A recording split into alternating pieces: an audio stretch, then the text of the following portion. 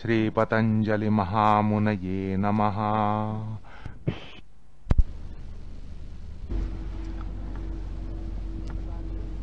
सूत्रकार 23व्या सूत्राला आरंभ करतात, एका नवीन प्रकरणाला आरंभ करतात। योगसूत्रातल्या अत्यंत महत्त्वाच्या प्रकरणाला आरंभ करतात। योगसूत्रातला अत्यंत मार्मिक मनोवेधक असं जे प्रकरण आहे त्याला आरंभ करतात। ईश्वर प्रणिधानाद्वा ते म्हणतात, अधिमात्र उपायामध्ये अधिमात्र तीव्र संवेगाची साधना असताना असंप्रज्ञात समाधीचा लाभ आणि त्याच्या फळाचा लाभ म्हणजे कैवल्याचा लाभ हा आसन्नतम असतो, किंवा ईश्वर प्रणिधानाद्वारा सुद्धा समाधी लाभ आणि समाधी फल हे आसन्नतम असतं।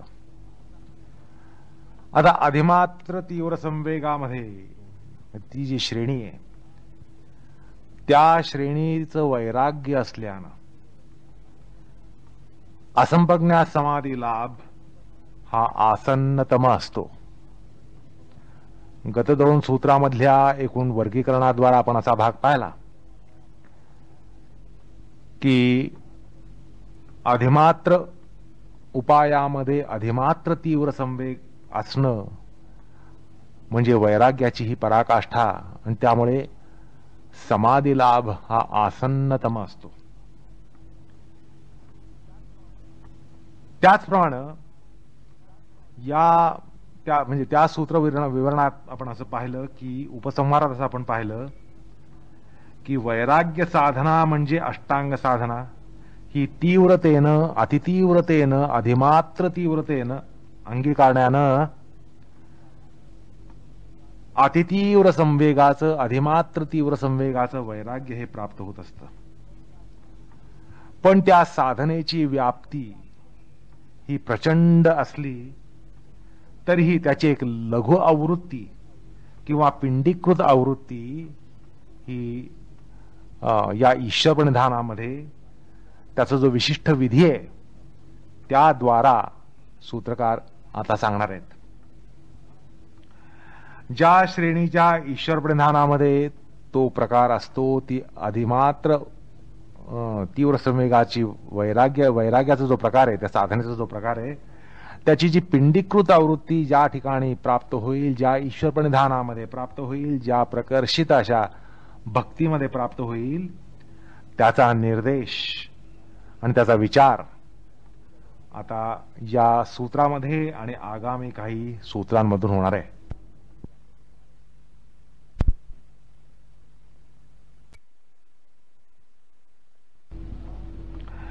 ज्या श्रेणीच्या ईश्वर प्रणिधानामध्ये तो प्रकार असतो ती अधिमात्र तीव्र संवेगाची वैराग्याचा जो प्रकार आहे, त्या साधनेचा जो प्रकार आहे, त्याची जी पिंडीकृत आवृत्ती ज्या ठिकाणी प्राप्त होईल, ज्या ईश्वर प्रणिधानामध्ये प्राप्त होईल, ज्या प्रकर्षित अशा भक्तीमध्ये प्राप्त होईल, त्याचा निर्देश आणि त्याचा विचार आता या सूत्रामध्ये आणि आगामी काही सूत्रांमधून होणार आहे। या ठिकाणी महत्वाचा प्रश्न किंवा मूळ प्रश्न असा असतो की ज्याचं प्रणिधान करायचं, या सूत्रामध्ये ईश्वर प्रणिधान हे करायला सांगितलंय। आता ज्याचं प्रणिधान करायचं तो ईश्वर कोण आणि ते प्रणिधान म्हणजे काय, हे या ठिकाणी 2 प्रधान प्रश्न उभे राहतात। म्हणजे ज्या ईश्वराचं प्रणिधान करायचं तो ईश्वर म्हणजे कोण, ईश्वर म्हणजे काय, आणि प्रणिधान करायचं म्हणजे काय करायचं। आता या ठिकाणी यातला पहिला प्रश्न आपण हाताळूया। आता ईश्वर म्हणजे काय? ईश्वर म्हणजे ईशनशील इच्छा मात्रेण सकल जगत उद्धरक क्षमः ईश्वरः। हा ईश्वर म्हणजे कोण? तर ईशनशील, ईशन म्हणजे नियमन करणारा, नियंत्रण करण्याचं सामर्थ्य ज्याच्याकडे आहे, नियमन करणारा, नियंत्रण करणारा आणि व्यापणारा असा जो असतो त्याला ईशनशील म्हणतात. अर्थात ईशन म्हणजे नियमन करणं, नियंत्रण करणं आणि व्यापणं असे त्याचे अर्थ आहेत. आता ईशनशील म्हणजे ज्याचा तो स्वभाव आहे.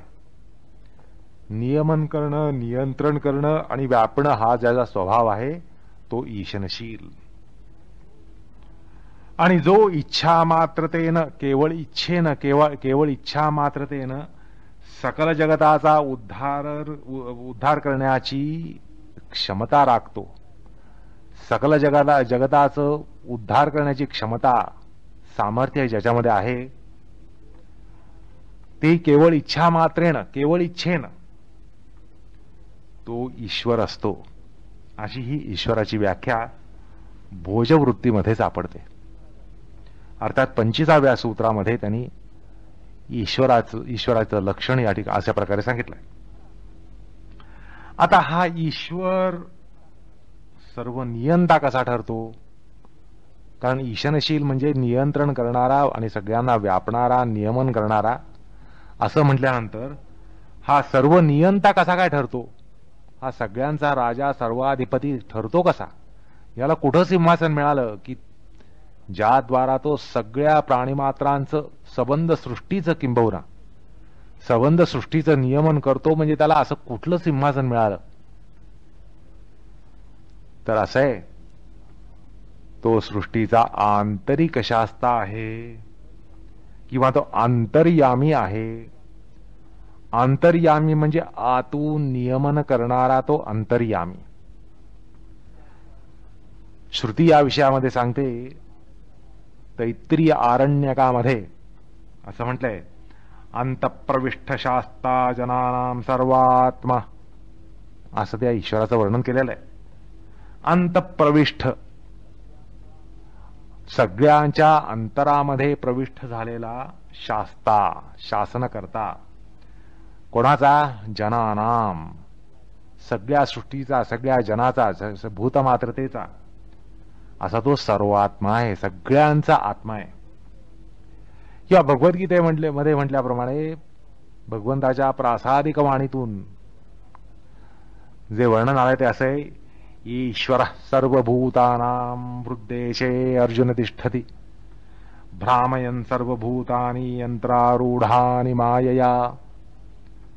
भगवान म्हणतात, अरे अर्जुना, देहादिक यंत्रावर आरूढ झालेली ही जी जीवसृष्टी आहे, देहादिक यंत्रांवर, देहरूप यंत्रावर आरूढ झालेली ही जी जीवसृष्टी आहे, त्यांना मायारूप शक्तीनं फिरवणारा असा ईश्वर हा सर्व भूतांच्या हृदयात वास करतो, सर्वांच्या हृदयामध्ये निवास करतो. तसंच हा ईश्वर हा सर्व व्याप्तही आहे. तो कसा? तर या ठिकाणी पुन्हा तैत्तिरीय आरण्यकामध्ये असं म्हटलेलं स्मरतं, यच्च किंचित जगत् सर्व दृश्यते श्रूयते अपि वा अंतर्बहिश्च तत्सर्व व्याप्य नारायण स्थितः. नारायण सूक्तामध्ये, तैत्तिरीय आरण्यकामध्ये असं म्हटलेलं आहे. अर्थात हा ईश्वर म्हणजे सर्वांतर्यामी हा नारायण ठरतो. त्या ईश्वराचं प्रणिधान करणं हा या ठिकाणी उपदेश आहे. म्हणजे ईश्वराची एक आपण प्राथमिक व्याख्या या ठिकाणी पाहिली. ईश्वर कोण? अर्थात भगवान नारायण, आणि त्याचं प्रणिधान या ठिकाणी करायचं आहे. आता हे प्रणिधान म्हणजे काय? प्रकर्षेण निधीयते अनेन इति, अर्थात ज्यामध्ये चित्ताचा प्रकर्षेण लय होतो किंवा ज्याद्वारा चित्ताचा प्रकर्षान लय होतो ते प्रणिधान असतं. आलं का लक्षात? प्रणिधान म्हणजे अशा प्रकारची उपासना की ज्याद्वारा चित्ताचा त्यामध्ये लय होईल किंवा ज्यामध्ये त्या चित्ताचा लय होईल, अर्थात ईश्वरामध्ये चित्ताचा लय होणं किंवा ईश्वराद्वारा चित्ताचा लय होणं, याला प्रणिधान म्हणतात. अर्थात प्रणिधान म्हणजे एक प्रकारचा चित्तलय. आता तो कसा होतो? आता चित्ताचा लय होण्यासाठी प्रणिधान जे करायचं ते प्रणिधान कशा प्रकारचं असलं म्हणजे चित्ताचा लय होईल? उगीच काय चित्ताचा लय होतो का? साधी गोष्ट आहे. आपल्याला चित्ताचा लय कुठे संभवतो? ज्या ठिकाणी आपलं मन अडकलंय, ज्या ठिकाणी आपल्याला प्रेम आहे, प्रेमामध्ये आपलं चित्ताचा लय होऊ शकतो. त्याचप्रमाणे या ठिकाणी पण असंच म्हणायचंय, प्रणिधानात भक्तिविशेषात मनसात वाचिकात कायात वा आवर्जित अभिमुखे कृते तम अभिगृह्णाती. तत्ववैशारदीमध्ये वाचस्पती मिश्र म्हणतात की काया वाचा मने भक्ती होण्यानं प्रकर्षित चित्तलय होतो. प्रकर्षित असा चित्ताचा लय होतो. आणि आवर्जित अशी जी भगवन तन्मयता असते, भगवन्मयता असते, ती येऊन ईश्वराचा अनुग्रह मिळतो. आणि तेच ईश्वर प्रणिधान असतं. ईश्वरामध्ये चित्ताचा लय होऊन काया वाचा मनसा भक्ती करून ईश्वरामध्ये चित्ताचा लय झाल्यानंतर ईश्वराचा जो अनुग्रह मिळतो ते प्रणिधान असतं. आणि म्हणून भाष्यकार सुद्धा या संदर्भामध्ये असं म्हणतात, प्रणिधानात भक्तिविशेषात आवर्जित ईश्वर तम अनुगृह्णात अभिध्यान मात्रेण.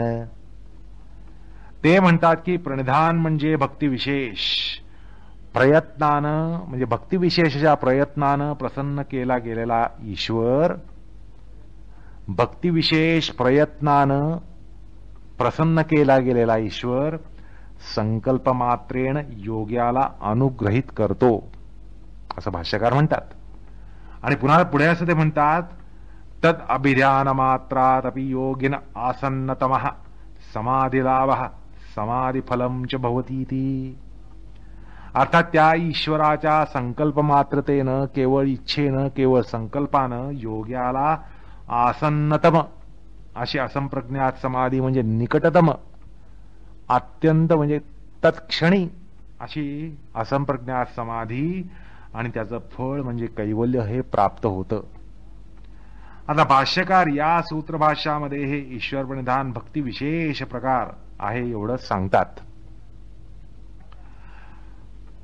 अर्थात भक्ती विशेष म्हणजे भक्ती म्हणजे काय हे त्या साधकाला माहिती असतं, कारण तो संप्रज्ञा समाधीपर्यंत वाटचाल केलेला, योगधर्मामध्ये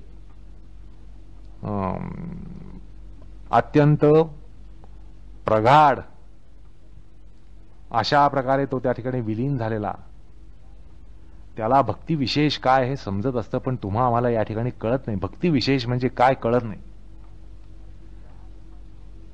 आणि त्या लोकांना म्हणजे त्या सिद्धांना कळतं म्हणून भाष्यकार केवळ भक्ती विशेष असं म्हणून जातात, तेवढंच सांगतात. परंतु या भक्तिविशेष प्रणिधानाचा प्रकार काही ते सांगत नाहीत, कारण अपेक्षित असतं की असंप्रज्ञात समाधीला योग्यता सिद्ध आणि सक्षम असलेल्या योग्याला भक्ती काय असते हे कळायला पाहिजे आणि ते माहिती असतं. असो, एकूण काय तर त्या भक्तिविशेष प्रणिधानाचा प्रकार ते सांगत नाहीत, कारण दुसरं एक असं आहे की तो प्रकार पुढल्या सूत्रातून सूत्रकार स्वतः सांगणार आहेत. आता या ठिकाणी केवळ भक्तिविशेष म्हणून सोडून दिलं एवढंच का सांगितलं, तर हे प्रणिधान कशा प्रकारचं करायचंय, ही भक्ती कशा प्रकारची असेल, ही उपासना कशा प्रकारची असेल हे सूत्रकार स्वतः पुढे सांगणार आहेत. आणि त्यामुळे या ठिकाणी भाष्यकाराने तो प्रकार कोंबला नाही. असो, विज्ञान भिक्षू मात्र या ठिकाणी म्हणतात की ईश्वर प्रणिधानाचा प्रकार हा दुसऱ्या पादात सांगितला आहे असं ते म्हणून जातात.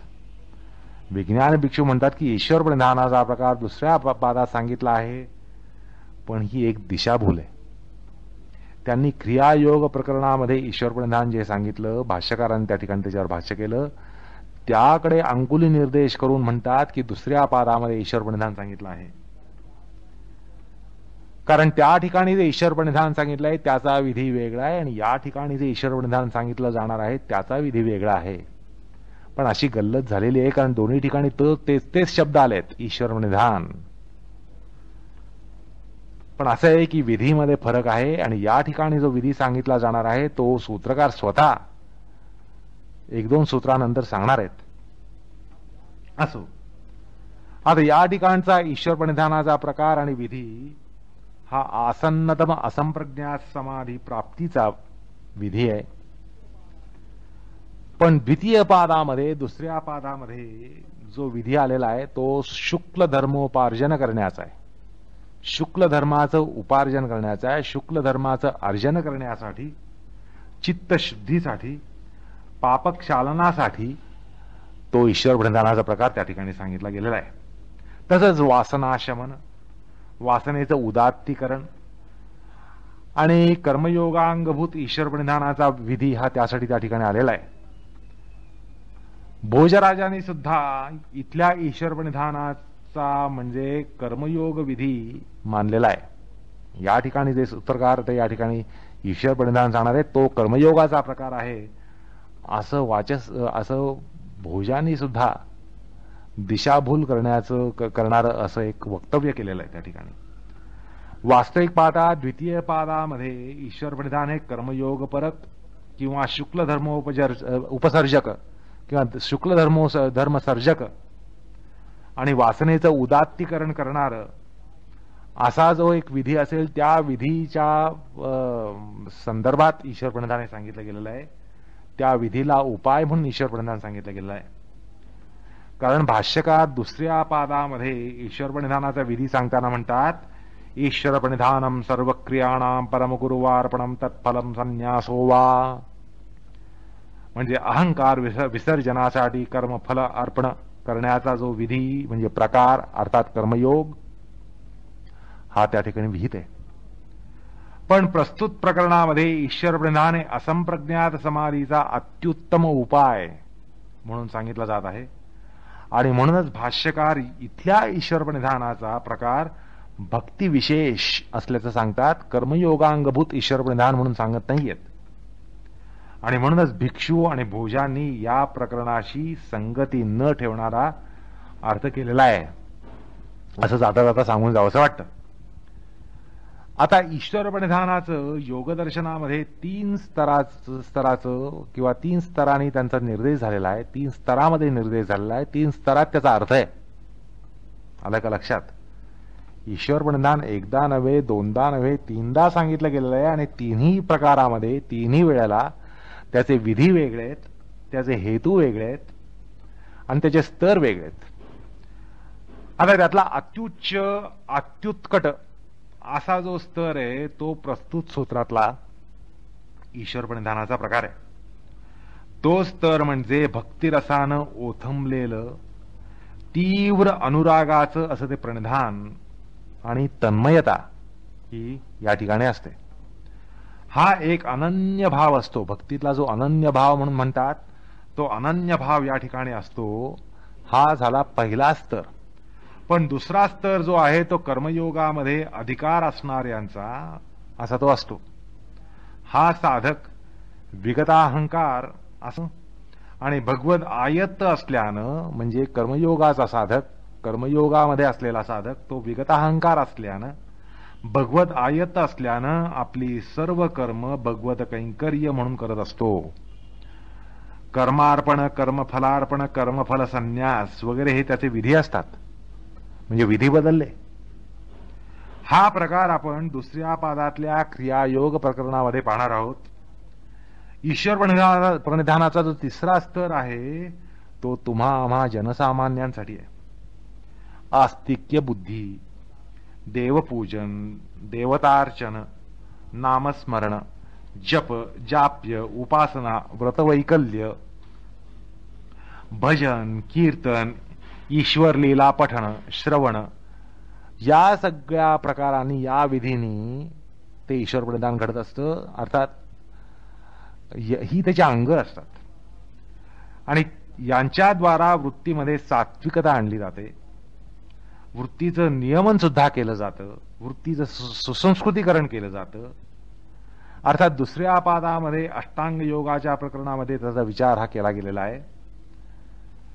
आस्तिक्य बुद्धी आणि ईश्वर विषयक प्रेमभाव आणण्यासाठी प्रारंभिक साधन विधी हे कोणते असतात त्याचा विचार आपण त्या ठिकाणी करणार आहोत. अशा प्रकारे योगसूत्रामध्ये ईश्वर प्रणिधानाचे 3 स्तर आलेले, 3 विधी आहेत, 3 प्रकार आणि 3 हेतूने, 3 स्तराच्या साधकांसाठी, किंबहुना इथला स्तर हा सिद्धांसाठी आहे.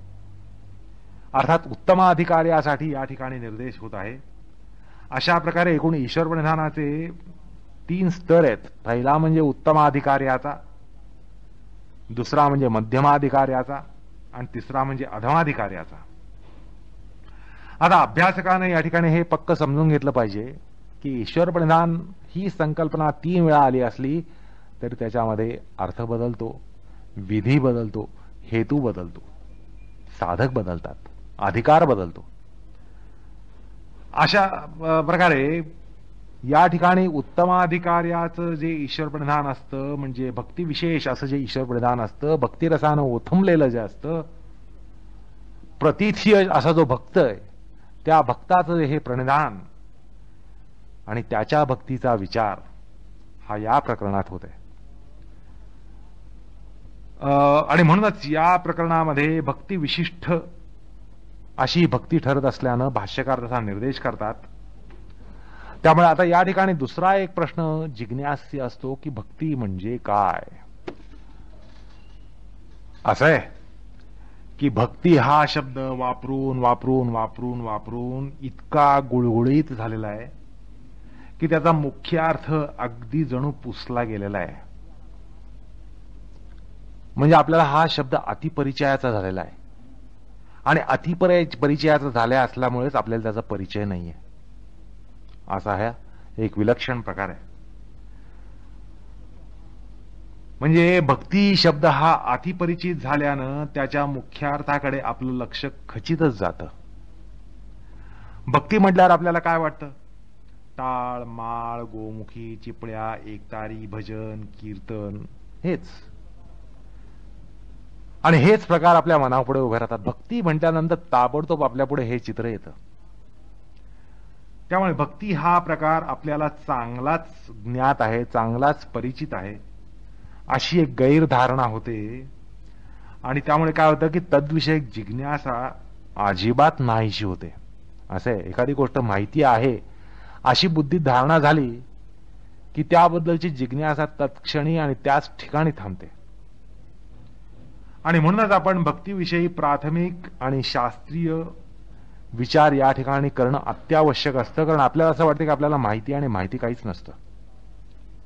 आणि त्यामुळे अत्यंत प्राथमिक अशी माहिती या ठिकाणी करून घेणं हे अभ्यासकाचं कर्तव्य असतं. भाष्यकार भक्ती विशेषाचं म्हणून जातात. त्या भक्तीचा अर्थ या श्रेणीच्या साधकाला माहिती आहे, पण योगशास्त्राच्या अभ्यासकाला माहितीच असायला पाहिजे असा काही नियम नाही. किंबहुना तो माहिती नसतोच.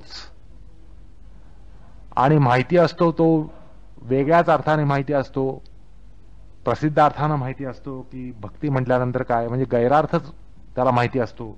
भक्ती म्हणजे टाळ, माळ, गोमुखी, चिपळ्या, एकतारी, भजन, कीर्तन, नाम संकीर्तन हेच.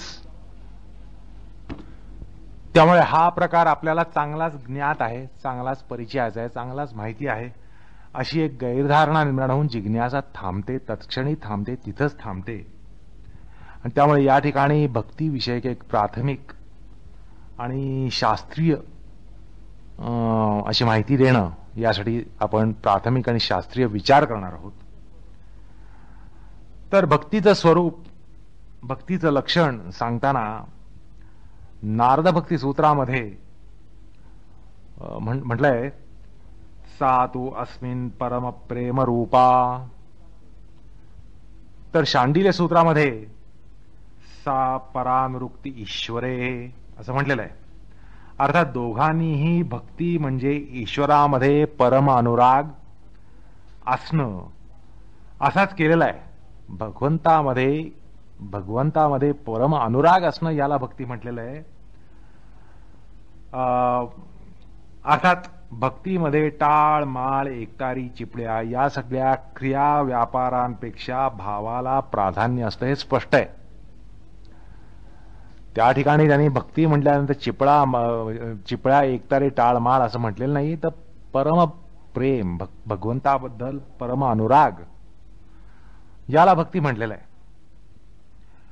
आता भक्तिशास्त्र म्हणजे अनुराग, प्रेम, वात्सल्य, जिव्हाळा, श्रद्धा, स्नेह आणि तत्सम भावांचं एक सूक्ष्म विश्लेषण, त्यांचं विश्लेषण करून त्यांचं लक्षण सांगणं, या प्रत्येक भावाचं लक्षण सांगणं आणि त्यांची व्याख्या करणं आणि त्यांचा विनियोग सांगणं, कुठे कुठला भाव वापरावा हे सुद्धा भक्तिशास्त्र सांगतं. तसंच त्या आणि तत्सम भावांच्या जोपासनेचे जे विधी आहेत ते विधी सांगणारं हे एक शास्त्र आहे. भक्ती हे त्यांचं विधी सांगणारं शास्त्र आहे. भक्तिशास्त्रानुसार प्रेम आणि अनुराग किंवा तत्सम भावांचे खरे दोन वर्ग असतात. प्रेम किंवा अनुराग यांचे दोन वर्ग असतात. स्नेहभाव, प्रेमभाव, श्रद्धाभाव हे सगळे लौकिक भाव आहेत किंवा ते लौकिक अनुराग आहेत.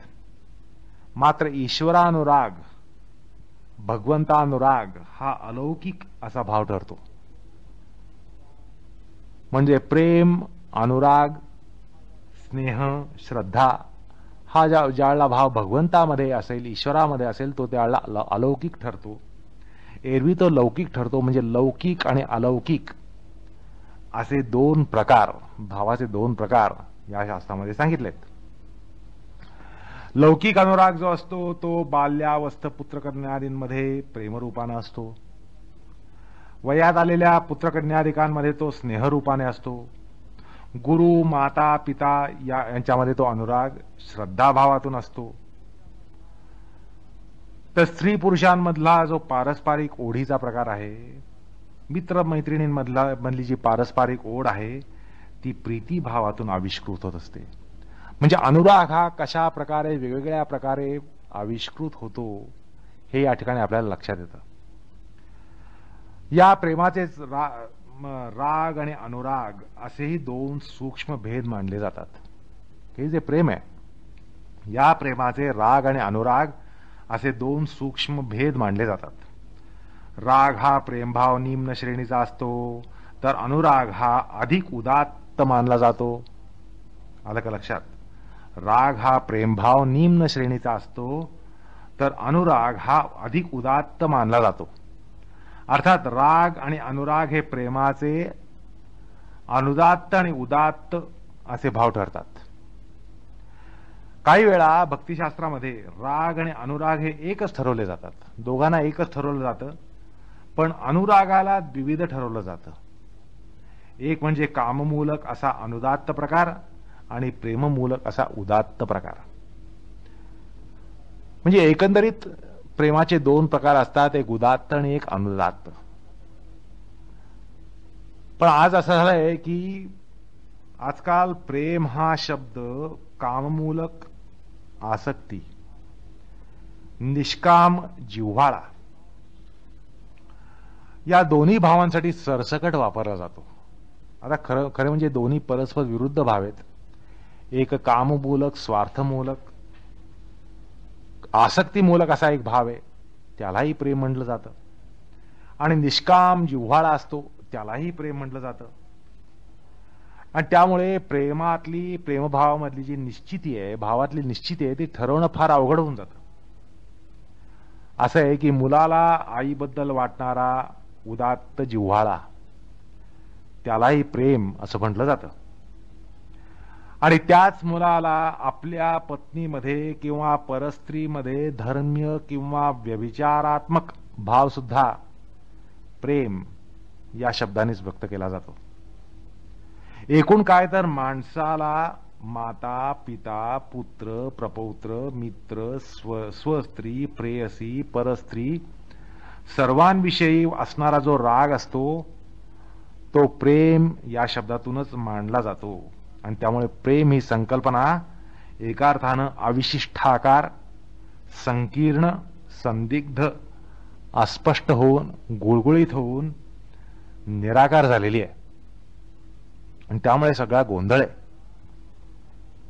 वास्तविक पाहता राग किंवा अनुरागाचे निरनिराळे भाव असतात, किंवा प्रेमभाव हा सुद्धा विभिन्न अशा छटांचा असतो.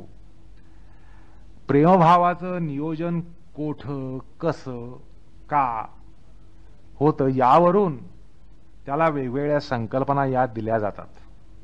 आलं का लक्षात? प्रेमभावाचं नियोजन का झालंय, कोठं झालंय, कसं झालंय, या सगळ्यांवरून त्याला वेगवेगळ्या संकल्पना दिल्या जातात. आणि ते संकेत पाळले गेले तर प्रेमाच्या मनोविज्ञानात निर्माण झालेला गोंधळ हा मावळेल. अन्यथा या प्रेमशास्त्रामध्ये, प्रेमभावामध्ये केवळ गोंधळ असणार. कारण अशा संकल्पना प्रत्येक भावाला वेगवेगळ्या दिल्याशिवाय आणि ते संकेत पाळल्याशिवाय प्रेम या शब्दाचा निश्चित अर्थ आपल्याला करताच येणार नाही. भक्तिशास्त्रामध्ये राग आणि अनुरागाच्या वेगवेगळ्या छटांवरून प्रेमासाठी वेगवेगळ्या संकल्पना सांगितल्या गेलेल्या आहेत. तर असं पहा, स्नेह, प्रेम, जिव्हाळा, लोभ, मोह, राग, अनुराग, प्रीती, श्रद्धा, मैत्री, आदर वगैरे विभिन्न ज्या छटा आहेत, प्रेमाचे उदात्त, अनुदात्त असे, तसंच सकाम, निष्काम असे, स्वार्थ आणि निस्वार्थ असे जे प्रकार आहेत, ते सगळे त्या ठिकाणी प्रविभाग होतात. पण ते आपल्याला लक्षात घेता येत नाहीत, केवळ संकल्पनेवरनं. मग प्रेम म्हटल्यानंतर ते सकाम आहे का, निष्काम आहे, स्वार्थ आहे का, निस्वार्थ आहे, उदात्त आहे का, अनुदात्त आहे, हे काय आपल्याला लगेच कळत नाही, कारण सगळीकडे प्रेम हा शब्दच वापरला जातो. असो,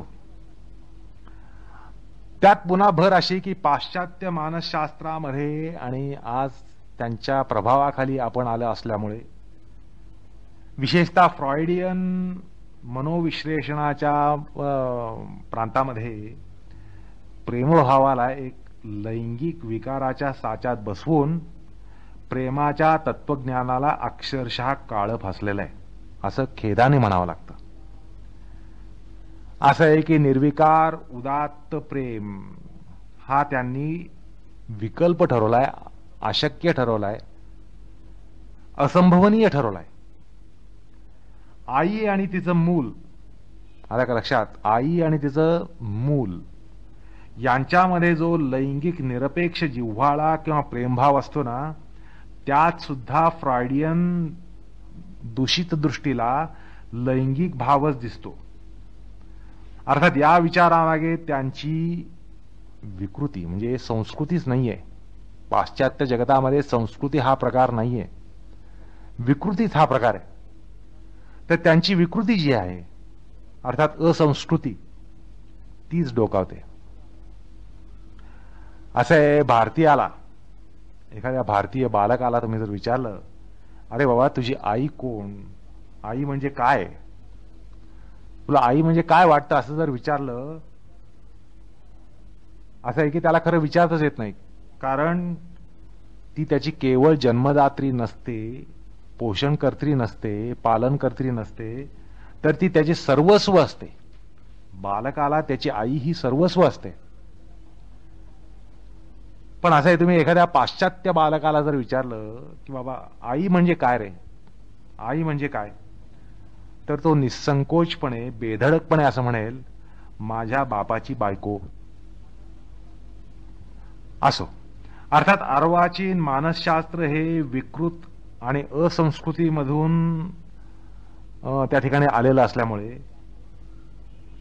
अर्थात त्या असंस्कृतीचं तर एक अपत्य आहे आणि त्यामुळे त्यात केवळ विकृती भरली गेली आहे, असं खेदाने म्हणावं लागतं. असो, आपण आपल्या विषयाकडे वळूया.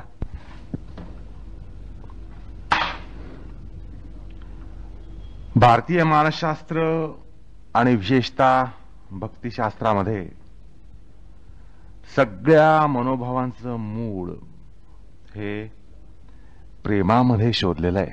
हा विलक्षण शोध आहे. सगळ्या मनोभावांचं मूळ हे प्रेमामध्ये शोधलेलं आहे. असं आहे की विवक्षित विषयामध्ये किंवा विवक्षित गुणांमध्ये किंवा विवक्षित व्यक्तीमध्ये आपल्याला प्रेमभाव असल्यामुळंच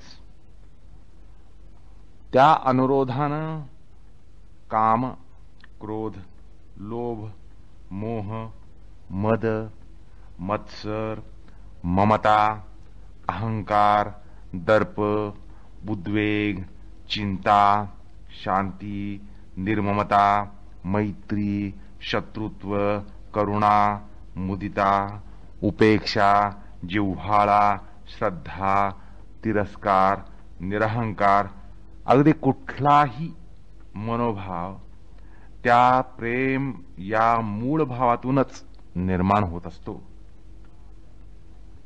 असं आहे की प्रेम हा असा विशिष्ट भाव आहे की त्याचा विषय निश्चित झाल्यानंतर, प्रेमाचा विषय निश्चित झाल्यानंतर आणि त्याची तीव्रता निश्चित झाल्यानंतर, प्रेमाची प्रगाढता निश्चित झाल्यानंतर, म्हणजे विषय निश्चित व्हायला पाहिजे आणि प्रेमाची प्रगाढता, तीव्रताही निश्चित व्हायला पाहिजे आणि ती झाल्यानंतरच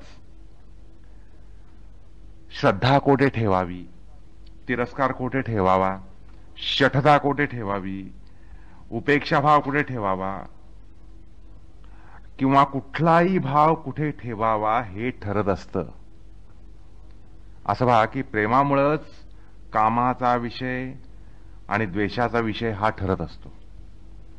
प्रेमामुळंच अहंकाराचा विषय आणि निरहंकाराचा विषय ठरत असतो. प्रेमामुळेच ममतेचा विषय आणि निर्ममतेचा विषय ठरत असतो. आणि म्हणूनच असं अध्यात्मामध्ये म्हटलं जातं की स्वतःवर प्रेम करून, आलं का लक्षात, म्हणजे स्वतःवर प्रेम करून अहंकार हा बळावतो. जसं माणसाचं स्वतःवर प्रेम वाढत जातं तसं त्याचा अहंकार बळावतो आणि जसं जसं तो ईश्वरावर प्रेम करायला लागेल तसा त्याचा निरहंकार बळवतो. आणि असं सरळ आणि सोपं मनोविज्ञान आपलं मानसशास्त्र हे मांडतं. आता जे तुम्हाला सांगितलं की प्रेमभाव हाच सगळ्या भावांच्या मुळाशी असतो आणि प्रेमाचा विषय ठरल्यानंतर, प्रेमाची तीव्रता ठरल्यानंतर इतर भावांचे विषय ठरतात आणि त्यांची तीव्रता ठरते. या निष्कर्षणाचं कारण काय? असं का म्हटलं जातं, असा का निष्कर्ष काढला जातो की प्रेमाचा मूळ भाव आहे आणि प्रेम ठरल्यानंतर, प्रेमाचा विषय ठरल्यानंतर, प्रेमाची तीव्रता ठरल्यानंतर इतर भाव ठरतात, हे कशावरून, असं का? तर या निष्कर्षणाचं कारण असं की गंमत अशी आहे की पहा की हा प्रेमाचा विषय ठरल्यानं, समजा आपल्याला हा एक विषय प्रेमाचा विषय ठरलाय, त्याच्याबद्दल आपल्याला प्रेम आहे, जिव्हाळा आहे. मग तो प्रेमाचा विषय ठरल्यानंतर आता पहा, ला अनुकूल असलेल्या विषयामध्ये, त्या ला अनुकूल असलेल्या विषयामध्ये आपल्याला लोभ निर्माण होतो, आपल्याला लोभ हा निर्माण होतो, जिव्हाळा निर्माण होतो, मैत्री निर्माण होते. खरंय की नाही? ज्या वेळेला आपल्याला ह्या विषयामध्ये प्रेम आहे असं जाणवतं, त्यावेळेला ला अनुकूल असलेल्या विषयांमध्ये किंवा या व्यक्तीमध्ये जर आपल्याला प्रेम असेल, त्या या व्यक्तीला अनुकूल असलेल्या व्यक्तीमध्ये आपल्याला आपोआप लोभ निर्माण होतो, आपल्याला जिव्हाळा निर्माण होतो, मैत्री निर्माण होते. तसंच त्या ह्या विषयाला किंवा त्या या व्यक्तीला, आपल्या प्रिय विषयाला किंवा प्रिय व्यक्तीला प्रतिकूल किंवा विरोधी असे जे विषय असतील किंवा व्यक्ती असतील, त्याबाबत काय निर्माण होतं? क्रोध. क्रोध हा निर्माण होतो, द्वेष निर्माण होतो, तिरस्कार निर्माण होतो.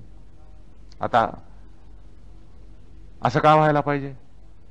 प्रेमाचा विषय ठरल्यानंतर इतर भावांचे विषय ठरतात, असं आपण पहिल्यांदा निष्कर्षण मांडलं. त्याची उपपत्ती ही आता तुम्हाला दाखवतोय. तसंच ह्या विषयाशी किंवा या व्यक्तीशी, आपली प्रिय व्यक्ती किंवा आपली प्रिय वस्तू, त्याच्याशी स्पर्धा करणाऱ्या विषयात काय निर्माण होतं? मत्सर, शत्रुत्व अशा प्रकारचे भाव हे त्या ठिकाणी निर्माण होतात. आणि जर ला जे आदराचे विषय असतील, त्या या व्यक्तीला जे आदराचे विषय असतील त्या किंवा आधाराचे विषय असतील, त्या या व्यक्तीला जे आदराचे आणि आधाराचे विषय असतील त्यांच्याविषयी काय निर्माण होतं? श्रद्धा. तसंच या विषयावर अवलंबून असणाऱ्या किंवा या व्यक्तीवर अवलंबून असणाऱ्या विषयांमध्ये किंवा व्यक्तींमध्ये स्नेहभाव निर्माण होतो. क्षणभर विचार करा, असं घडतं की नाही? अर्थात आपल्याला एखाद्या विषयामध्ये किंवा एखाद्या व्यक्तीमध्ये विवक्षित भाव का आहे याचं मानसशास्त्रीय उत्तर आपला प्रेम भाव कशात आहे आणि किती आहे या प्रश्नामध्ये बहुतांशांनी गुंतलेलं असतं. आता या ठिकाणी बहुतांशांनी गुंतलेलं असतं असं म्हणण्याचं कारण असं की ऋणानुबंध, ग्रहयोग या कारणामुळे सुद्धा आपल्याला विशिष्ट विषयामध्ये किंवा व्यक्तीमध्ये विवक्षित असा भाव प्राप्त होतो. आलं का लक्षात? म्हणजे ज्याला ऍस्ट्रॉलॉजिकल रिझन्स म्हणतात, त्याच्यामुळे काय होतं की आपण विशिष्ट राशीचे असलो, विशिष्ट नक्षत्राचे असलो, विशिष्ट ग्रहयोगाने आपल्या मनोधारणा सगळ्या बांधल्या गेलेल्या असतात. त्यामुळे आपल्याला योग्य असलेल्या म्हणजे ग्रह परिस्थितीला योग्य असलेली दुसऱ्या माणसाची, दुसऱ्या व्यक्तीला जर तशी ग्रह परिस्थिती असेल तर आपल्याला विनाकारण त्याच्याबद्दल प्रेमभाव निर्माण होतो किंवा विनाकारण द्वेषभाव निर्माण होतो. आलं का लक्षात?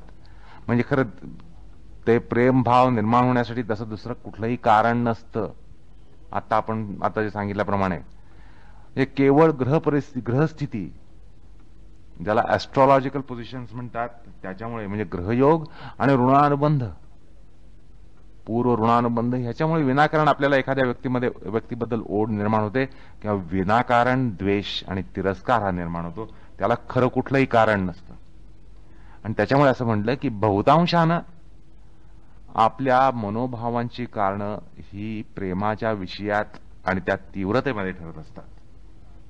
असो, एकूण काय तर सगळ्या भावांचं मूळ हे प्रेमभावामध्ये असतं असा सिद्धांत आपलं मानसशास्त्र सांगतं आणि त्याची आता उपपत्ती तुम्हाला सांगितली. अर्थात दुसराही एक असा प्रकार आहे की आपले सगळे भाव जे आहेत, मनोभाव जे आहेत, ते सगळे मनोभाव प्रेममूलक सुद्धा असतात असं ठरतं. हे सगळे भाव जे आहेत ते प्रेममूलक असतात असंही ठरतं. म्हणजे अगदी काम, क्रोध वगैरे हे जे षड्रूप आहेत, काम, क्रोध, लोभ, मोह, मद, मत्सर, कुठलाही त्यातला रिपू घ्या, ते जर षड्रिप म्हणजे हे षड्रिपू प्रेमोद्भव असतात, प्रेमातून निर्माण होतात. त्यामुळे काम, क्रोधादी षड्रिपूंचं जर नियंत्रण करायचं असेल, त्यांना कमी करायचं असेल, अर्थात या ठिकाणी योगसाधकाच्या दृष्टीने हे महत्वाचं आहे की षड्रिपूंचा विकार हा कमी करायला पाहिजे, कमी व्हायला पाहिजे. तर त्याच्यासाठी या ठिकाणी हे मानसशास्त्र अशी एक क्लुप्ती सांगतं की षड्रिपूंवर जर नियंत्रण आणायचं असेल तर त्याच्यावर शास्त्रीय उपाय कुठला? शास्त्रीय उपाय म्हणजे आपल्या प्रेमाचा आधार शोधणं. सर्वप्रथम आपल्या प्रेमाचा आधार शोधणं. आपला प्रेमाचा विषय जर अनुदात्त असेल, म्हणजे अनुदात्त विषयामध्ये आपल्याला जर प्रेम असेल तर कामादी विकार हे बळावतात. असं आहे, एखाद्या माणसाला दारूबद्दल जर प्रेमभाव असेल तर त्याचे कामादी विकार बळवतात की नाही ते काही सांगण्याचं कारण नाही, आणि का बळावतात हेही सांगायचं कारण नाही. म्हणजे प्रेमाचा विषय जर अनुदात्त असेल तर हे विकार बळावतात. प्रेमाचा विषय जर उदात्त असेल अर्थात हे विकार कमी होतात. आणि म्हणून सर्वप्रथम प्रेमाधार हा शोधला पाहिजे, प्रेमाचा आधार शोधला पाहिजे, प्रेमाचा विषय हा शोधला पाहिजे, तो तपासून पाहायला पाहिजे आणि त्यात योग्य ते फेरफार करायला पाहिजेत. म्हणजे अनुदात्त विषय असेल तर आपल्याला हे षड्रिपू कधीही आवाक्या देणार नाहीत. म्हणजे पहिल्यांदा आपण तो प्रेमाचा विषय जो आहे तो तपासून पाहायला पाहिजे, आणि तो जर अनुदात्त असेल तर त्याच्यातून आपण हटलं पाहिजे, त्याच्यातून आपण माघारी फिरलं पाहिजे, तरच आपल्याला षड्रिपूंवर काहीतरी आवाका येईल.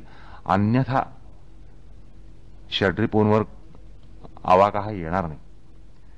त्यामुळे प्रेमाचा विषय हा तपासणं, तपासल्यानंतर तो जर अनुदात्त असेल तर त्याच्यात योग्य ते फेरफार करणं, आणि जमलं आणि शक्य असेल तर प्रेमाचा विषय उदात्त करणं, हाच षड्रिपूंना निःशक्त किंवा नष्ट करण्याचा उपाय. आपल्या अहंकाराला खतपाणी घालून काम क्रोधादी विकारांना थारा न देणं केवळ अशक्य असतं. कल्पना सुद्धा करता येणार नाही तुम्हाला. स्वतःच्या देहेंद्रियावर आणि व्यक्तिमत्वावर अनाठाई प्रेम बांधून दुसऱ्यावर, दुसऱ्या माणसाशी क्रोध ठेवायचा नाही, द्वेष ठेवायचा नाही, मत्सर ठेवायचा नाही, हे शक्यच नाहीये, हे अशक्य आहे. ऐहिक पारलौकिक विषयांमध्ये अडकलेला प्रेमभाव बदलून प्रेमाचा आधार उदात्त करणं, ईश्वर करणं, भगवंत करणं, असं केल्याने षड्रिपू अक्षरशः कापराप्रमाणे भस्मसात होत असतात. बघा, हे मनोविज्ञान किती पटण्यासारखं आहे की नाही. आणि असा हा भक्तिशास्त्राचा निर्णय आहे. भक्तिशास्त्राने मानसशास्त्राचा इतका खोल आणि गहन विचार केलाय, आणि त्यामुळे त्यांनी इतका सोपा आणि सरळ सिद्धांत या ठिकाणी मांडलाय की तुम्ही भगवंतावर जर प्रेम करायला लागाल तर तुमचे कामक्रोधादी विकार षड्रिपू जे आहेत, काम, क्रोध, लोभ, मोह, मदमात्सर्य, हे अक्षरशः कापराप्रमाणे भस्मसात होतील. आता ईश्वरावर प्रेम न करता, आलं का लक्षात, ईश्वरावर प्रेम न करता, भगवंतावर प्रेम न करता कामक्रोधादी भावांशी झटापट करणं किंवा त्यांना पुसण्याचा प्रयत्न करणं, त्यांना नाहीचं करण्याचा प्रयत्न करणं, ही केवळ वरवरची रंगोटी असते, रंगरंगोटी असते, दिखाऊपणा असतो, ढोंग असतं, ती फसवणूक असते. ईश्वर भिन्न अशा कुठल्याही तत्वावर किंवा विषयावर प्रेम असल्यास काम, क्रोध, लोभ, मोह, मद, मत्सर, दर्प, ममता, अहंकार, उद्वेग, चिंता, शांती, निर्ममता, मैत्री, शत्रुत्व, करुणा, मुदिता, उपेक्षा, जिव्हाळा, श्रद्धा, तिरस्कार वगैरे वगैरे वगैरे सगळे भाव हे प्राप्त होतात. आलं का लक्षात? म्हणजे अक्षरशः भावांचं जंगल प्राप्त होतं. तुम्ही जर अनुदात्त विषयामध्ये जर प्रेमभाव ठेवला, किंबहुना ईश्वर भिन्न, भगवंत भिन्न अशा विषयावर प्रेमभाव ठेवला तर सगळ्या प्रकारचे भाव उपटतील. अक्षरशः भावांचं जंगल माजेल आणि अंतःकरणामध्ये प्रचंड गोंधळ माजेल. म्हणजे या भावांची परस्पर लठ्ठालठ्ठी असते, अनेक भावांची परस्परांची लठ्ठालठ्ठी असते. श्रद्धा आणि शठता, श्रद्धा आणि तिरस्कार, मैत्री आणि शत्रुत्व, अशा प्रकारे या परस्पर विरोधी भावांची अक्षरशः त्या ठिकाणी रणधुमाळी माजलेली असते. अक्षरशः पानिपत होतं आपल्या चित्ताचं. आलं का लक्षात? आपलं चित्त म्हणजे अक्षरशः कुरुक्षेत्र बनतं. याचं कारण आपल्याला भगवंत भिन्न, ईश्वर भिन्न अशा एका विषयामध्ये प्रेमभाव असल्यानं, म्हणजे एक तो प्रेमभाव एका विषयात त्या एका व्यक्तीमध्ये असल्यामुळं हे सगळेच्या सगळे सरसकट सगळे भाव उपटतात. नुसते उपटतात असं नाही, तर त्यांची त्या ठिकाणी घनघोर त्यांचा संग्राम होतो.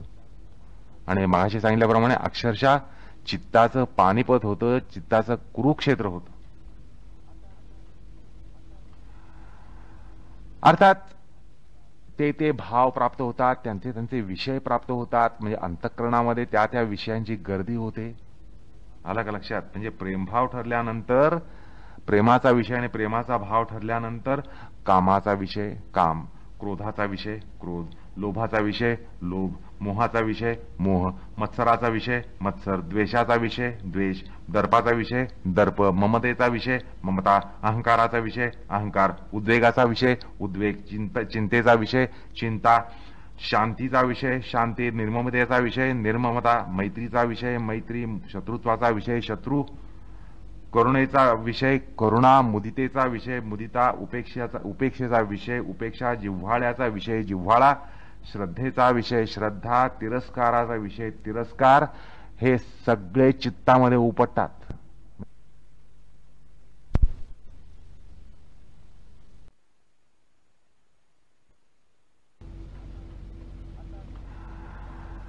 अर्थात ते भाव प्राप्त होतात, त्यांचे विषय प्राप्त होतात. म्हणजे अंतःकरणामध्ये त्या विषयांची गर्दी होते.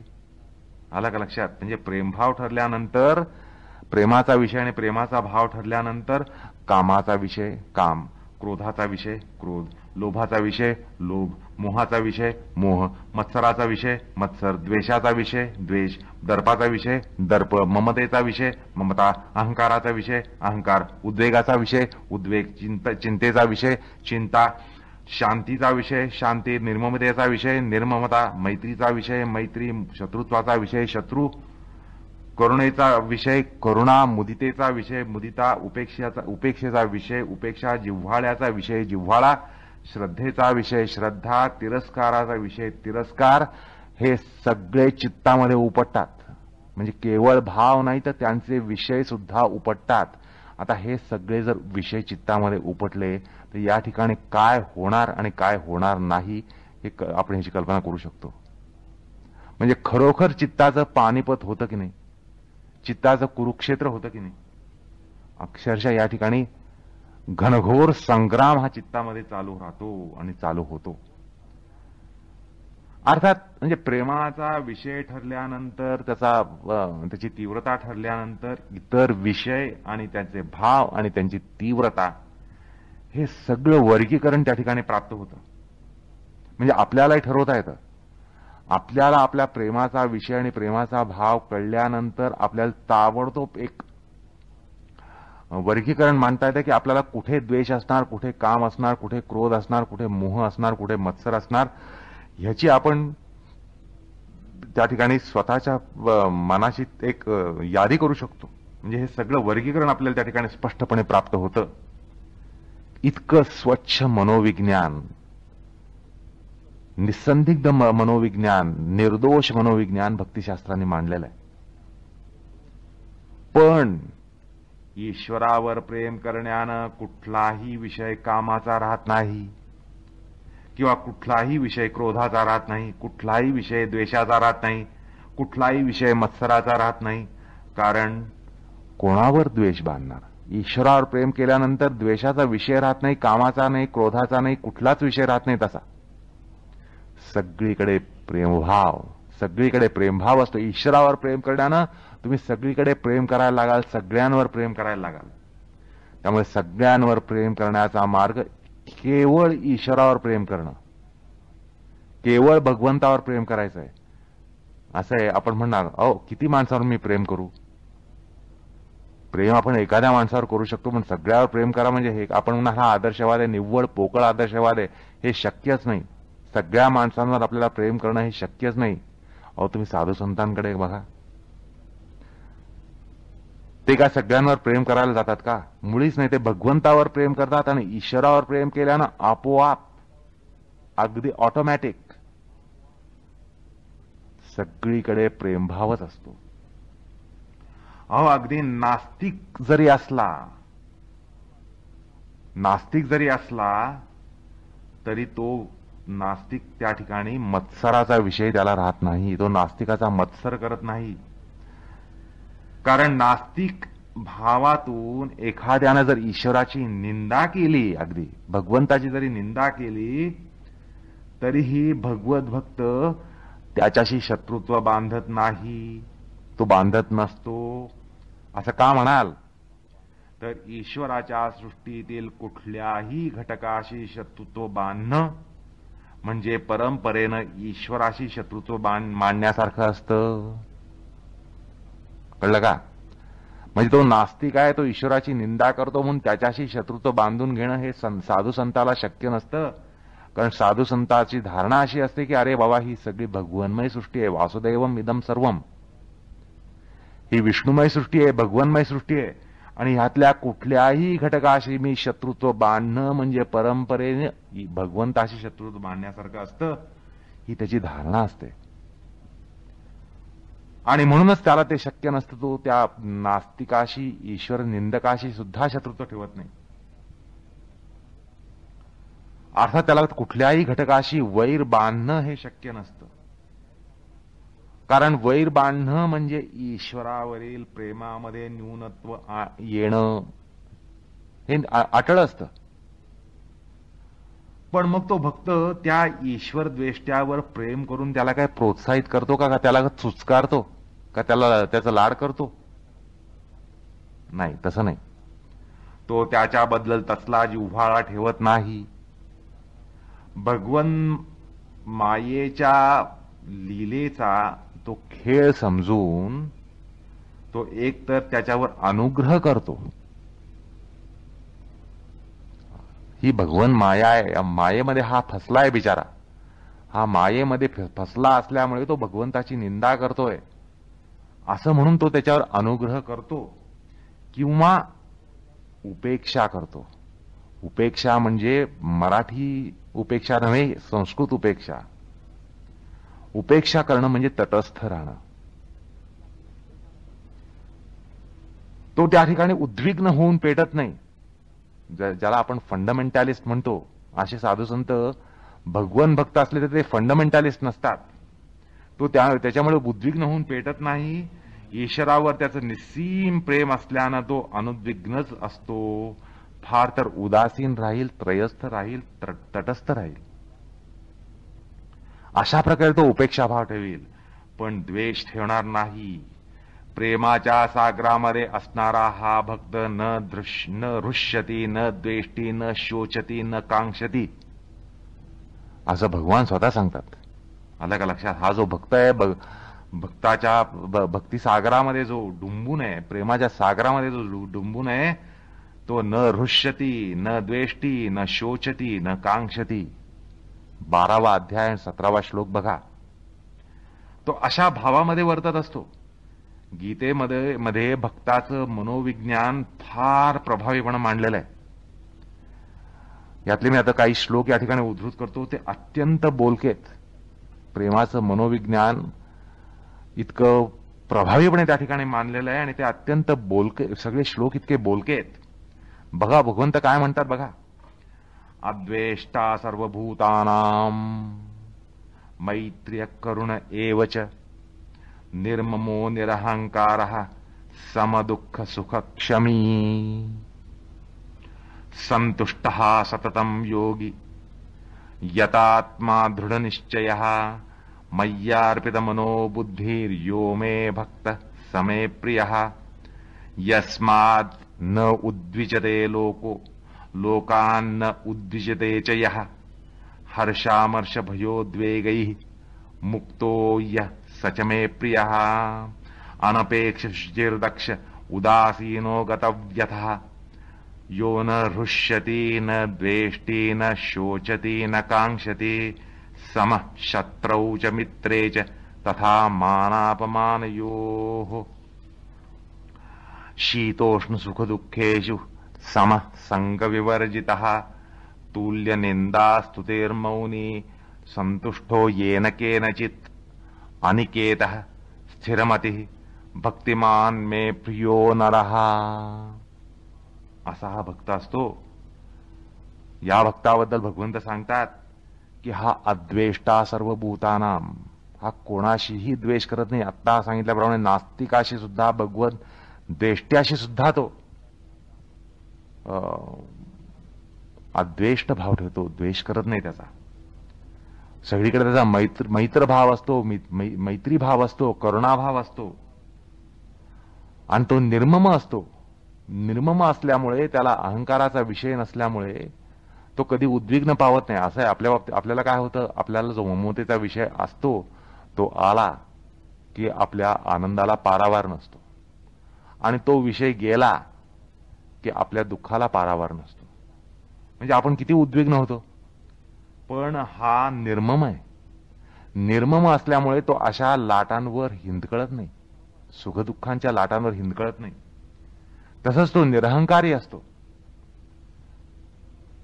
समदुःख सुखक्षमी, सुखदुःखांना तो समबुद्धीने पाहत असतो, त्यांच्या आंदोलनांवर तो हिंदकळत नाही. आणि त्याच्यामध्ये क्षमाबुद्धी असते, क्षमेची वृत्ती असते. संतुष्ट हा सततम योगी, हा नेहमी संतुष्ट असतो. हा भक्त सतत संतुष्ट असतो, कधीच उद्विग्न झालेला नसतो. आणि तो यतात्मा असतो, म्हणजे संयतेंद्रिय असतो. तसंच तो भगवत अर्पित अशी त्याची बुद्धी असते. आणि त्यानंतर ते म्हणतात की हर्षामर्ष भयोद्वेगही मुक्त. हर्ष अमर्ष आणि भय उद्वेग यापासून तो मुक्त असतो, यांची त्याला बाधाच नसते. तसंच अनपेक्षा, कुठल्याही प्रकारची अपेक्षा ठेवून तो जीवनात वर्तत नसतो. नाहीतर आपण अपेक्षा ठेवून वर्तन करतो.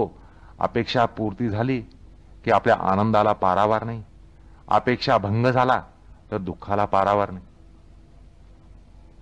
आणि तो अत्यंत शुचितेबद्दल दक्ष असतो.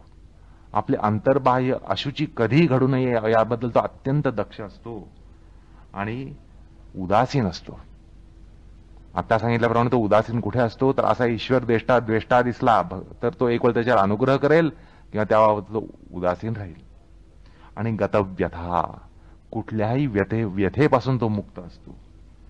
आणि मागाशी सांगितल्याप्रमाणे न हृष्यती, न द्वेष्टी, न शोचती, न कांक्षती, सगळे शब्द किती बोलकेत. समः शत्रौच मित्रेच, आपल्या शत्रू मित्रांना तो समदृष्टीने बघत असतो. तसंच तो मानापमानांना सुद्धा समदृष्टीने बघतो. आपलं काय होतं, मान मिळाला की आपण पार अगदी गौरीशंकरावर असतो, आणि अपमान झाला तर एकतर आपण रागाने, क्रोधाने, द्वेषाने, मत्सराने पेटतो, नाहीतर खोल खोल खोल गर्तेमध्ये जातो. तसंच समबुद्धी असते. शीतोष्ण सुखदुःखेषु समहा, त्याला समबुद्धी असते. शीत असो, उष्ण असो, सुख असो, दुःख असो. आणि संग विवर्जित असतो. तो कुठल्याही असल्या विषयांचा, ऐंद्रिक विषयांचा, भोगांचा संग करत नाही. तसंच तुल्य निंदा स्तुती मौनी, तुल्य निंदा स्तुती, त्याची तुम्ही स्तुती करा, त्याची निंदा करा, तो आहे तसाच राहणार. तसाच तो मौनी आहे. अनाठाई तोंड वाजवत राहणार नाही, अनाठाई बडबड करत राहणार नाही. अंतर्बाह्य मौन पाळेल, मनाने शांत असेल, तोंडानेही शांत असेल. आणि संतुष्ट हा संतुष्ट असतो. अनिकेत, त्याला कुठेही असं ममत्व, आपलं घर, आपलं गाव, आपला देश, अशा ठिकाणी त्याला त्या ठिकाणी बांधिलकी येऊन, ममत्व येऊन तो त्यात अडकत नसतो. तो कुठेही अडकत नाही. अशा प्रकारे ह्या भक्ताचं मनोविज्ञान या ठिकाणी सांगितलंय. म्हणजे भगवंतावर प्रेम प्राप्त करून, आता जे तुम्हाला आधी सांगितलं की हे जे षड्रिपू आहेत त्यांना कुठेही थाराच मिळत नाही, तेच या श्लोकांमध्ये या ठिकाणी भगवान सांगतात. असो, भक्तिशास्त्रानं अशा प्रकारे सगळ्या सरसकट मनोभावांचं मूळ हे प्रेमामध्ये शोधलेलं आहे. आणि असंही म्हटलंय की ईश्वरावर प्रेमभाव बांधून षड्रिपूंशी यशस्वी मुकाबला करता येतो. अर्थात तसा मुकाबला करण्याची खुबी, अत्यंत परिणामकारक खुबी भक्तिशास्त्र सांगून जातं. मनोभावांची उत्क्रांती किंवा विकास घडवण्यासाठी प्रेमशास्त्राची म्हणजे भक्तिशास्त्राची उभारणी झाली, असं त्यावरून आपल्याला म्हणता येतं, म्हणावं लागतं. आणि अगदी अर्वाचीन विद्या विभूषितांना या विषयामध्ये जिज्ञासा आणण्यासाठी परिणामकारक ठरणाऱ्या आंग्ल भाषेचा उपयोग करून काही सांगावं असं वाटतंय. कारण नव्यविद्या विभूषित असे जे आहेत त्यांना वाटतं सायकोलॉजी हा शब्द, मानसशास्त्र हा शब्द किंवा हा विषय केवळ पाश्चात्यांनीच काढला, पाश्चात्यांनीच त्याचा मनाचा शोध घेतला आणि आपल्या शास्त्र्यांनी, आपल्या पंडितांनी, आपल्या विद्यांनी मानसशास्त्राला दुय्यम स्थान दिलं किंवा मनाचा असा उपयोगच केला नाही, केवळ नियंत्रण, केवळ धर्माचं नियंत्रण आणि अशा प्रकारे काहीतरी एक समजूत त्यांच्या मनामध्ये आहे. म्हणजे परंपरावादी माणसं म्हणजे आपला धर्म, परंपरावादी माणसं जो करतात ती आपली संस्कृती, अशी एक त्यांची धारणा असल्यामुळे त्या ठिकाणी मनाचा अक्षरशः चेंदामेंदा होतो असं काहीतरी त्यांना वाटतं. आणि त्यामुळे मानसशास्त्र हे आपल्या परंपरेमध्ये कोणाला सुचलंच नाही किंवा त्याचा विचार केला गेला नाही असं त्यांना वाटतं. आणि त्यामुळे हे मानसशास्त्र काय आहे, कसं आहे आणि आपल्या तत्वज्ञानामध्ये आणि आपल्या विद्यांमध्ये मानसशास्त्राचं कसं स्थान आहे हे त्यांना त्यांच्या भाषेत सांगितलं तरच जरा पटेल असं असल्यामुळे थोडा आंग्ल भाषेचा उपयोग करून असं सांगावं वाटतं की Hindu psychologists have traced all the emotions to one basic emotion, that is love. Love is the highest desire and the greatest attractive force which binds the whole universe into one harmonious existence. What is love to psychology? Gravity is to physics, and capillary attraction to chemistry. The human love, reverence, affection, devotion, inclination, veneration, adorance, respect, worship, fear, awe, dismay, anger, annoyance, offense, vexation, displeasure, they are all manifestations or mutations of love. Therefore, supreme love is another name of God. Love is the locus behind all reverence and respect and admiration for powerful ones, beautiful ones, and the holy ones, and the virtuous ones. None can revere and admire a being or an object which one cannot love. Do you follow? तर असा हा एक प्रकार आहे. आणि पुन्हा या ठिकाणी एक इमर्सनचं सुद्धा वचन आठवतं.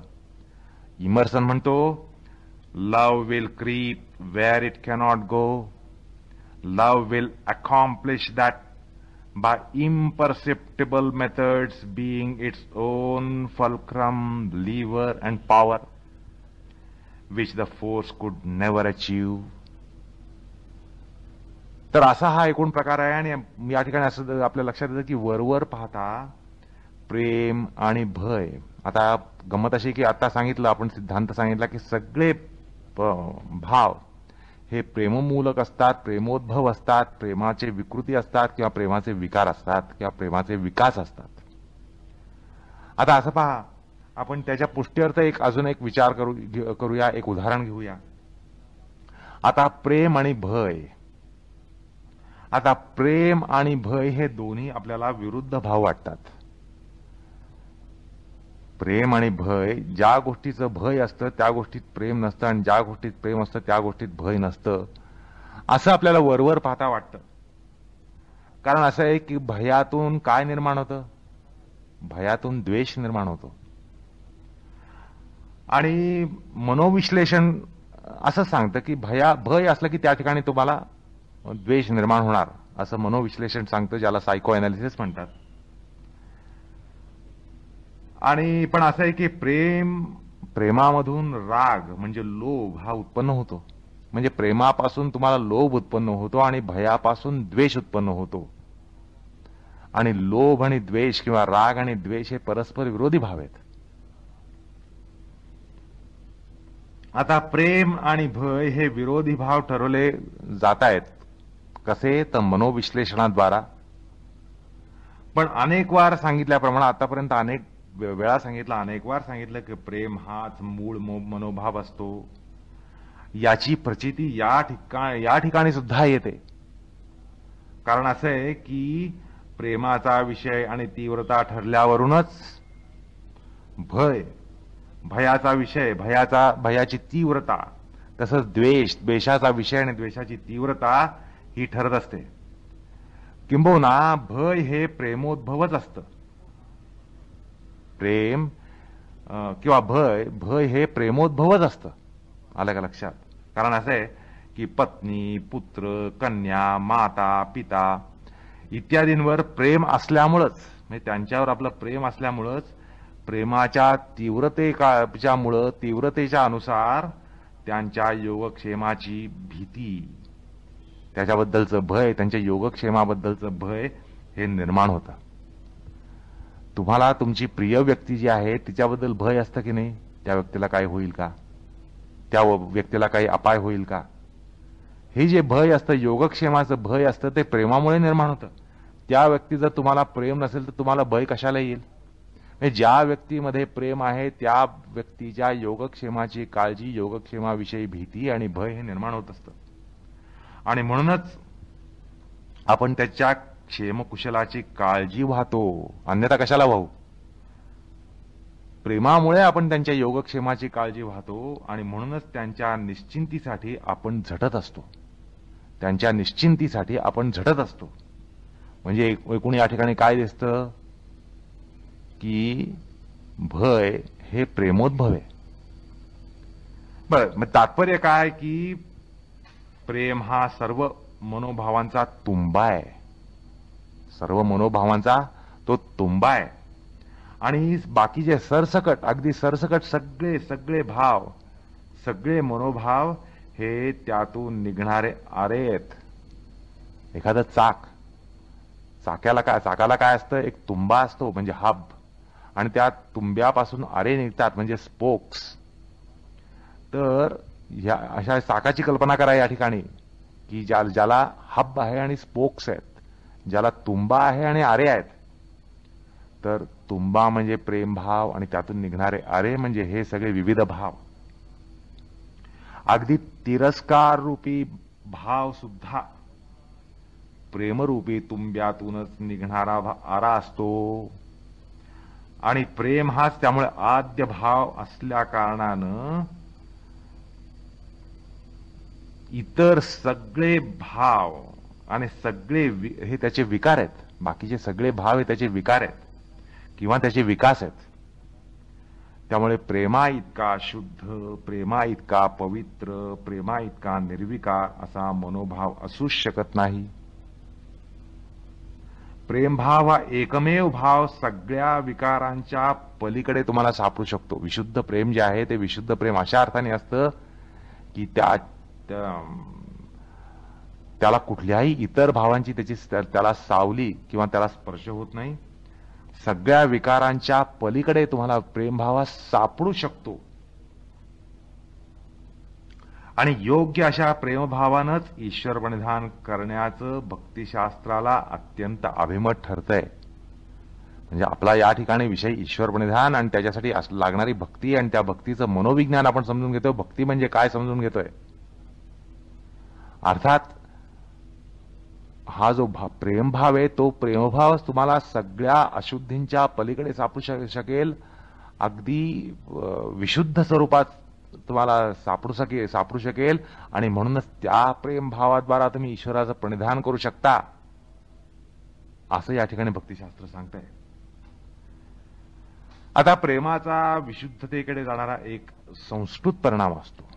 प्रेमाचा विशुद्धतेकडे जाणारा एक संस्कृत परिणाम असतो आणि अशुद्धतेकडे जाणारा एक विकृत परिणाम असतो. त्याची एक विकृती असते आणि त्या विकृतीला अनेक फाटे असतात. म्हणजे विकृती म्हणजे ते षड्रिपू वगैरे भाव. तर त्याला 6 वर्गामध्ये, त्या सगळ्या विकारांना 6 वर्गामध्ये आपलं मानसशास्त्र विभागतं. हे जे अनंत विकार आहेत, मनाचे अनंत विकार आहेत ते या 6 वर्गामध्ये काम, क्रोध, लोभ, मोह, मद, मात्सर्य या 6 वर्गामध्ये ते वाटले जातात. त्यामुळे तुम्ही जर एक या ठिकाणी आकृती काढण्याचा प्रयत्न केला तर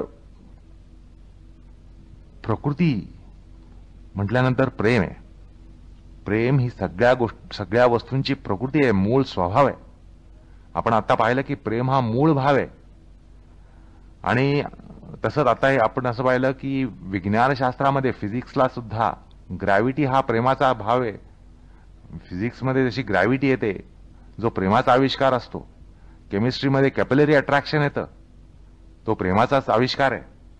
त्यामुळे मूळ प्रकृती या ठिकाणी संबंध हे विश्व हे जे बांधलं गेलेलं आहे त्याच्यामध्ये ज्याला आपण म्हणतो की it is a universe, it is a Cosmos. तर ह्या विश्वाची जी एक विशिष्ट बांधणी झालेली आहे त्यामागे काय, तर ही सगळी ग्रॅव्हिटी आहे, कॅपिलरी अट्रॅक्शन आहे, प्रेम आहे. आणि त्यामुळे प्रेम ही प्रकृती आहे. त्यामुळे तुम्ही एका कागदावर एक वर्तुळ काढा, त्या ठिकाणी वर्तुळामध्ये प्रकृती म्हणजे प्रेमभाव असं जर दाखवला तर त्याचा एक संस्कृत परिणाम म्हणजे ऊर्ध्वगामी परिणाम, त्याचा वर चढणारा ऊर्ध्वगामी असा उत्क्रांतीचा परिणाम जर दाखवला तर ती संस्कृती ठरते. आणि ती संस्कृती म्हणजे भक्ती.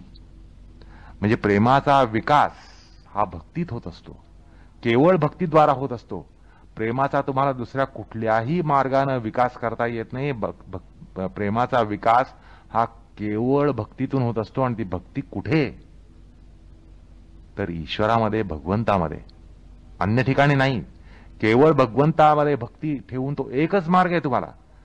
मूळ प्रेम भाव जो आहे त्याचा विकास करण्याचा एकमेव मार्ग म्हणजे भक्ती, आणि ती पण ईश्वरावर, म्हणजे भगवत भक्ती. हा त्याचा एक उत्क्रांतीचा मार्ग आहे. आणि दुसरा त्याचा अपक्रांतीचा जो मार्ग आहे तो विकारांचा मार्ग आहे, आणि त्याला तो विकृतीकडे नेतो. आलं का लक्षात? म्हणजे प्रकृतीला हा जो निम्नगामी मार्ग आहे तो विकृतीकडे नेणार आहे. एक संस्कृतीकडे भगवत भक्तीद्वारा संस्कृतीकडे नेणारा, तर हा विकृतीकडे नेणारा असतो. आणि याला 6 मुख असतात, आणि या 6 मुखाला अनंत मुख होतात.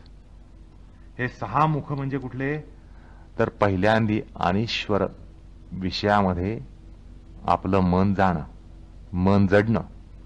त्याच्यामुळे काय होतं, काम, क्रोध, लोभ, मोह, मद, मात्सर्य असे 6 प्रकारचे कर्करोग आपल्या मनाला होतात. 6 कॅन्सर. आता एक कॅन्सर होऊन माणसाची काय परिस्थिती होते बघा. या ठिकाणी माणसाला 6 कॅन्सर संभवतात, काम, क्रोध, लोभ, मोह, मद, मात्सर्य, आणि ह्याला अनंत फाटे फुटतात. असा हा प्रेमाचा विकृतीचा प्रकार आहे. म्हणजे प्रेमाचा एक संस्कृतीकडे जाणारा स्त्रोत आहे तो म्हणजे भक्ती, भगवत भक्तीचा. आणि एक विकृतीकडे जाणारा स्त्रोत आहे जो अनंतमुखी बनतो. पहिल्यांदी षडमुखी होऊन तो अनंतमुखी बनतो. तो विकृतीचा मार्ग म्हणजे काम, क्रोध, लोभ, मोह, मद, मात्सर्य यांचा आविष्कार, आणि त्याच्याद्वारा बाकी सगळा नुसताच विकृतींचा पछाड. अशा प्रकारे तुम्हाला त्या आकृतीवरनं हा संस्कृती आणि विकृती हा प्रकार लक्षात येईल. अर्थात म्हणजे प्रेमाचा, प्रेमभावाचा संस्कृत परिणाम हा ईश्वर प्रणिधान ठरतो, जो आपला या सूत्राचा विषय आहे. आलं का लक्षात? म्हणजे संबंध मनाची घडवणूक आपल्याला या ठिकाणी चित्ताला विशुद्ध करायचं आहे. तर त्या दृष्टीने ईश्वर प्रणिधानाचं योगदान काय आहे हे या ठिकाणी आपल्याला मानसशास्त्रीय दृष्ट्याही या ठिकाणी आपल्याला लक्षात येईल की ईश्वर प्रणिधान हा प्रेमभावाचा संस्कृत परिणाम असतो, आणि हा संस्कृत विकास असतो. आणि हा संस्कृत विकास माणसामध्ये दैवी भाव आणतो. मात्र प्रेमाचा विकृत परिणाम हा भोग प्रणिधान त्याचा प्रकार ठरतो. अनिश्वर प्रणिधान किंवा भोग प्रणिधान ठरतं, आणि भोग प्रणिधान घडवून माणसाला पाशवी करतं. अक्षरशः माणसाचा पशु केला जातो. म्हणजे प्रेमाचं नियोजन संस्कृतीकडे करणं हीच भक्ती, तर प्रेमाला विकृतीकडे सोडणं ही भोग साधना असते. असं आहे की श्रीमद भागवतामध्ये प्रेमाचं अजून काही एक मार्मिक मनोविज्ञान सांगण्यासाठी एक वर्गीकरण दाखवलं जातं, एक वर्गीकरण मांडलं जातं. त्या वर्गीकरणामध्ये केवळ वर्गीकरण नाही, तर आपल्याला प्रेमभावाचं त्याचे पैलू या ठिकाणी लक्षात येतात. त्यानुसार प्रेमाचा एक प्रकार म्हणजे ज्याचं आपल्यावर प्रेम आहे किंवा ज्याचा आपल्यावर लोभ आहे त्याच्यावर प्रेम करणं. ज्याचं आपल्यावर प्रेम आहे त्याच्यावर प्रेम करणं हा झाला प्रेमाचा व्यापार. असं आपण करतो जीवनामध्ये, आपण असं करतो, असं वागतो. हा स्वार्थमूलक असतो. हा प्रेमाचा अधम वर्ग म्हणजे निम्न वर्ग असतो. हा प्रेमाचा अधम वर्ग आहे. प्रेमाचा मध्यम प्रकार म्हणजे आपल्यावर ज्याचं प्रेम नाही त्याच्यावर निरपेक्षपणे प्रेम करणं.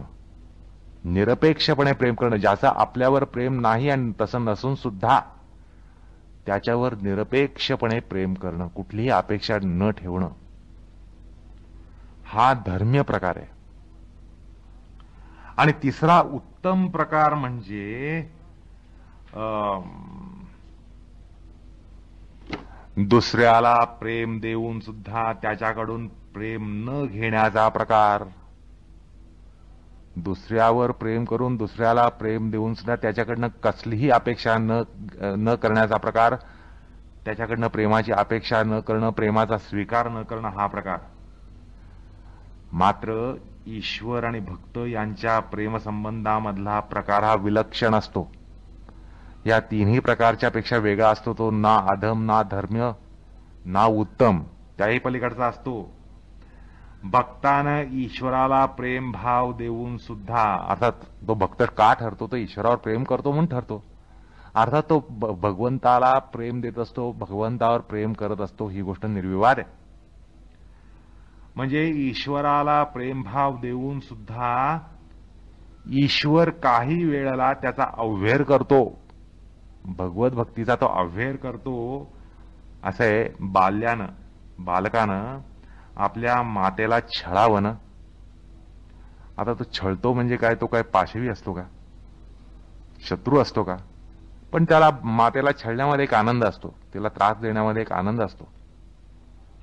तसं ईश्वरच भक्ताला संत्रस्त करून सोडतो. भक्ताचा छळच मानतो ईश्वर, भगवंत भक्ताचा छळ मानतो. अर्थात हा प्रेमाचा चाळा असतो आणि भक्ताचा भाव वृद्धिंगत व्हावा हाच त्याच्या मागे त्याचा हेतू असतो. म्हणजे भगवंत त्याला छळतो ते कशासाठी, त्याला संत्रस्त करतो कशासाठी? त्याचा प्रेमभाव हा वर्धिष्णू असावा, तो वर्धमान व्हावा, तो वृद्धिंगत व्हावा, म्हणून असा एक प्रेमाचा चाळा भगवंत करतो. असे एक आपल्या मानवी प्रेमामध्ये आपल्याला प्रेमाचे चाळे माहिती आहेत, पण या ठिकाणी भक्तीच्या प्रांतामधले प्रेमाचे चाळे जर आपल्याला कळावे म्हणून हा प्रकार तुम्हाला सांगतो या ठिकाणी. असो, आता मनोभावांच्या गुणत्रयांमधून जर विचार केला तर द्वेष हा तमप्रधान असतो, हे निर्विवाद आहे. तर राग म्हणजे लोभ हा रजप्रधान असतो. मात्र स्नेह, प्रेम, श्रद्धा हे भाव मोह मिश्रित, राग मिश्रित असे रजतम मिश्र भाव असतात. भगवत अनुराग रूपी जी भक्ती आहे ती भक्ती मात्र अलौकिक असते, विलक्षण असते. ती मोहातीत असते, मोहाच्या पलीकडे असते आणि ती निरपेक्ष असल्यानं शुद्ध सत्वमयी ठरते. लौकिकामध्ये पुत्रभाव, स्नेहभाव, भर्ताभाव, भ्रातृभाव, मातृभाव, पितृभाव हे सगळे भाव सरसकट भवकारक असतात, बंधन देत असतात, बंधन निर्माण करत असतात. पण तेच जर भाव आपण ईश्वरामध्ये जर आयोजित केले, म्हणजे ईश्वरच भरता, ईश्वरच पिता, ईश्वरच माता, ईश्वरच पुत्र, हे सगळे भाव जर ईश्वरामध्ये ठेवले तर ते भवकारक न ठरता मुक्तिकारक ठरतात. आहे की नाही गंमत? म्हणजे जे भाव आपण लौकिकामध्ये ठेवतो ते लौकिकामध्ये ठेवल्यामुळे ते बंधनकारक ठरतात, बद्धकारक ठरतात, भवकारक ठरतात, भव निर्माण करतात, बंध निर्माण करतात. पण अगदी तेच भाव तुम्ही भगवंतामध्ये लावले, भगवंतामध्ये ठेवले तर ते मुक्तिदायक असतात. अशा प्रकारे थोडंसं आपण भक्तीच्या अनुषंगानं मनोविज्ञानाचा थोडासा विचार केला.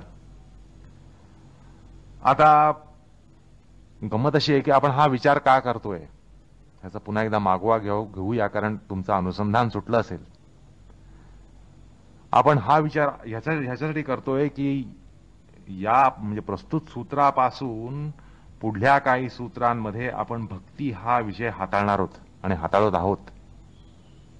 भक्ती हा विषय आहे आपला. या ठिकाणी भक्ती हा विषय ईश्वरप्रणिधान सांगितलंय आणि त्यामुळे भक्ती हाच या प्रकरणाचा विषय असल्यानं भक्तीबद्दल विवरण, भक्तीचं लक्षण, भक्तीबद्दल विचार हा या ठिकाणी अपेक्षित असतो आणि अभिप्रेत असतो. त्यामुळे हा सर्व आणि आगामी शब्द व्यापार, शब्द प्रपंच हा विषयांतराचा प्रकार ठरणार नाही, ठरू शकत नाही. भक्ती हा आपला सध्या विषय आहे आणि म्हणून आपण त्याचा विचार करतोय. त्यामुळे पुन्हा एकदा त्या ठिकाणी तुमचं अनुसंधान यायला पाहिजे म्हणून सांगतो की हा सूत्राच्या अनुषंगानच विचार होत आहे, हा अवांतर विचार नाहीये. आलं का लक्षात? कारण कदाचित अनुसंधान सुटलं तर तुम्हाला असं वाटेल आपण कुठे भरकटलो.